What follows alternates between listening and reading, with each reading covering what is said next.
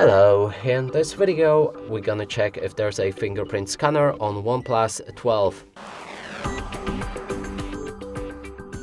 To do this, we'll need to open our settings. Inside, look for the security and privacy.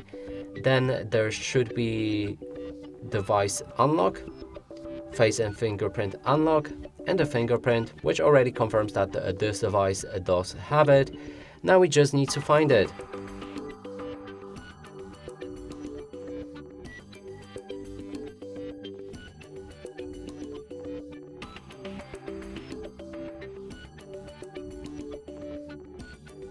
And the fingerprint scanner is located on the bottom of your screen. And that's it for this video. Hope you like it. Please consider subscribing to our channel, leave a like and a comment below.